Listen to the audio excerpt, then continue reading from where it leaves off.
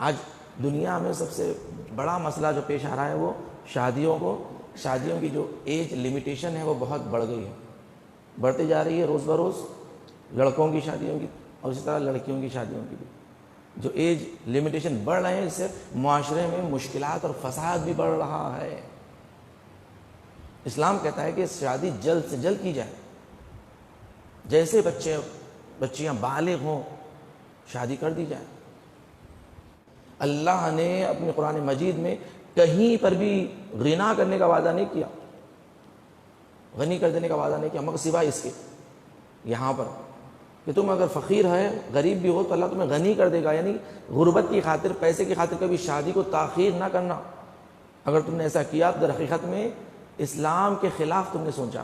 دیکھیے ہماری سوچ جو کہتے ہیں نا، ہماری سوچ اسلامی سوچ نہیں ہے، ہماری فکر اسلامی فکر نہیں ہے، ہماری زندگی کا طریقہ ویسٹرن کلچر، غربی فکر ہے، یا جو معاشرے نے ہمارے کو فکر دی، سوچ دی ہے۔ مگر ہمارے پاس آج معاشرے میں مشکلات یہ ہو رہی ہے کہ تاخیر، جوانوں کی شادیوں میں تاخیر اس قدر کہ اب لڑکوں اور لڑکیوں میں شادی کا رجحان ہی ختم ہو جاتا ہے، کیونکہ بغیر شادی کے ان کے سارے حاجات پورے ہو رہے ہیں۔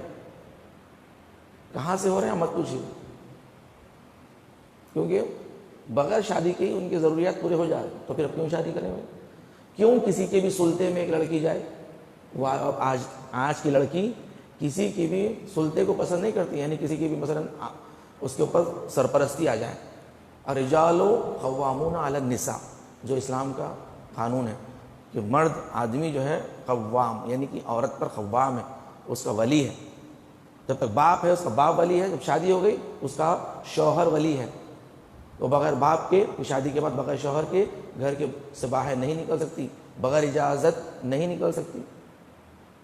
تو آج وہ لڑکی کیوں چاہے گی، اگر وہ خود مختار ہو، خود کما بھی رہی ہو، پیسہ بھی ہے اس کے پاس، وہ تو آزاد رہنا چاہے گی۔ اس لیے آج دیکھیں طلاق خلا دن دہاڑے ہو رہا ہے۔ یہ دیکھیں ہمارے پاس جو کرائٹیریاز خراب ہو گئے، شادی تاخیر سے ہو رہی ہے، گناہ زیادہ ہو رہے ہیں، اس لیے کہا گیا ہے کہ جو جوان بچے بچیاں ہیں، جب یہ جوان ہوتے ہیں یہ پاک و پاکیزہ ہوتے ہیں، اس لیے بچوں کو معصوم کہتے ہیں نا، بچے معصوم ہوتے ہیں، معصوم ہیں، یہ عصمت کے پردے جیسے یہ بلوغ کے حد تک پہنچ جاتے ہیں، پھر گناہ پہ گناہ، گناہ پہ گناہ، خطاؤں پہ خطا۔ اور آج کے زمانے میں تو آپ دیکھیے گناہ تو عام ہے، بہت آسان ہے، بہت آسان ہے۔ پہلے کے زمانے میں گناہ کرنا بہت مشکل تھا، انسان کو اتنا بے شرم ہونا پڑتا تھا کہ جا کے اگر کوئی گندی فلم دیکھنا ہوتا تو ایسے مقامات پر جانا پڑتا کہ انسان شرم کے مارے نہیں جاتا، کم سے کم شرم اور حیا بچا لیتی اس میں۔ مگر آج تو آسانی فراہم۔ پہلے گھر میں اگر ایک ٹیلی ویژن ہوتا تھا اور سب کے سامنے بیٹھ کے دیکھا جاتا تھا تو فوش فلمیں اگر آتی تو نہیں دیکھی جا سکتی تھی ماں باپ کے ساتھ، مگر آج کا زمانہ ایسا ہو گیا ہے کہ آج ماں باپ کے ساتھ جوان بیٹے بیٹیاں بیٹھ کے فلمیں دیکھتے ہیں۔ کہ فلم انڈسٹری میں اسرائیل کا پورا ہاتھ ہے، یہودی پورے گھس چکے ہیں، اور ان کے پاس جو معیارات ہے کہ جتنے فوش حالت ہے اس کو بڑھاؤ، کیونکہ انسان کو کمزور کرنے کی یہی چیزیں ہیں کہ فوش چیزیں، عریانیت کو عام کر دو، عریانیت کو عام کر دو، بد اخلاقی بدتمیزی کو عام کر دو، رشتوں کی ویلیو ختم کر دو، یعنی کوئی ماں باپ نہیں، کوئی بھائی بہن نہیں، کوئی دوست نہیں، تم جیسے چاہو رہو، تم جانور ہو تم جانوروں کی طرح رہو۔ آج یہ بتایا جا رہا ہے، اور آج کے زمانے میں آج سب بیٹھ کے دیکھتے ہیں، اگر ساتھ نہیں بھی تو ہر کسی کے سامنے آج ہر ہاتھوں میں موبائل کی شکل میں موجود ہے، جو آپ کو گندگی، آپ کو کہیں بھی گوشے کنارے میں کہیں بھی آپ بیٹھے ہوئے ہوں آپ کو گندگی فراہم ہے۔ سمجھے ایسا ماحول ہے، ایسا مفسد ماحول میں انسان ایک جوان کیسے بچیں گے؟ وہ ان کے جو تقاضے ہیں جسمانی روحانی تقاضے کہاں سے پورے کریں گے؟ گناہوں کے ذریعے۔ اور پھر ایسے جوان بچوں سے پھر آپ کیا امید رکھیں گے کہ یہ لوگ ایک سالم زندگی گزاریں؟ اس لیے اکثر شادی ناکام کیوں ہو رہی ہے؟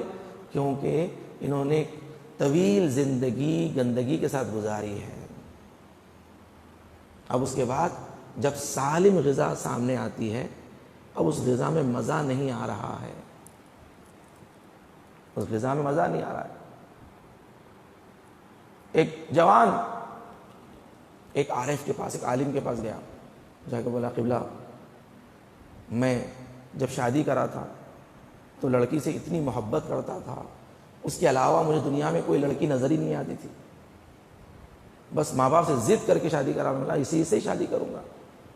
شادی ہو گئی، شادی کے کچھ دن اچھے گزرے، خوشیوں میں گزرے، مگر تھوڑے دن گزرنے کے بعد اب آہستہ آہستہ وہ لذت ختم ہو گئی. اب مجھے اپنی زوجہ دنیا کی سب سے خوبصورت لڑکی نظر نہیں آ رہی، بلکہ گلی کوچوں میں چلنے پھرنے والی لڑکیاں خوبصورت نظر آ رہی ہے، دوسرے کی بیویاں خوبصورت نظر آ رہی ہے. مجھے احساس ہو رہا ہے کہ میں نے جلد بازی کر لی شادی میں. تو ایسا کیوں ہو رہا ہے؟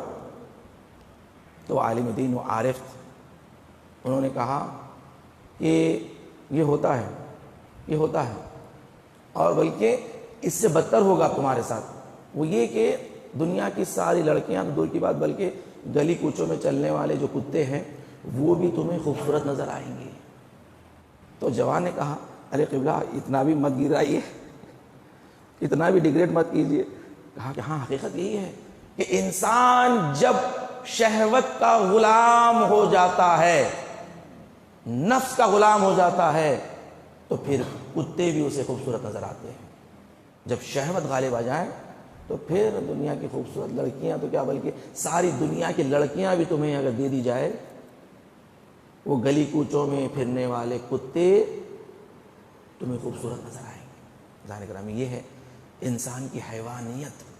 فرمایا انسان اللہ نے تجھے اشرف المخلوقات بنایا، اگر تو نے دین کے معیارات کو اپنی زندگی میں نہیں اتارا تو پھر اتنا گرے گا، اتنا گرے گا، اتنا گرے گا کہ حیوان سے پستر، حیوان سے پستر. آپ کبھی کسی حیوان کو دیکھتے ہیں کہ دوسری حیوانوں کی طرف رغبت کرتے ہوں؟ نہیں کرتے. جانور کبھی دوسرے حیوانوں کی طرف رغبت نہیں کرتے. اس لیے کہا گیا ہے کہ انسان اتنا بدتر ہے کہ وہ تو انسان جانوروں کو نہیں چھوڑتا. دین کے معیارات کو اپنی زندگی میں اتارو، دین کے کرائٹیریاز کو اپنی زندگی میں اتارو. اگر نہیں اتارو گے تو پھر معاشرہ فاسد ہو جائے گا. لذیذ جو اللہ نے جسے غذا کو لذیذ بنایا، پھر اس میں مزہ نہیں آئے گا. ازدواج زندگی، بہترین زندگی، اس میں انسان کو مزہ نہیں آئے گا، کیونکہ حرام کے ذریعے اس نے اپنے آپ کو سیراب کیا ہے. اور جو حرام سے سیراب کر لیتا ہے پھر اسے حلال میں مزہ نہیں آتا. یہ اللہ کا قانون ہے. جو حرام کھاتا ہے تو اللہ اسے حلال میں لذت نہیں دیتا. جانے گرامی اس معاشرے کو اگر ہمیں بچانا ہے، اہل بیت علیہ السلام کا ذکر، اہل بیت علیہ السلام کی جو معیارات ہے، فرمایا کہ دیکھو اپنے جوانوں کی شادی میں جلدی کرو. اہل بیت علیہ السلام نے جو ہمیں زندگی کرنے کا سلیقہ سکھایا ہے، اگر ہم وہ سلیقے کو لے لیں، ہماری زندگی نورانی ہو جائے گی، ہماری زندگی میں لذتیں ملے گی اسی دنیا میں ہمیں. پھر اللہ نے کہا شادی کرو، ازدواج کرو، اللہ تمہیں غنی کر دے گا. مگر ہمارے پاس ہم یہ کہتے ہیں کہ نہیں ابھی پیسہ نہیں ہے، ابھی بچہ پیروں پر کھڑا ہو جائیں، کچھ کما لیں.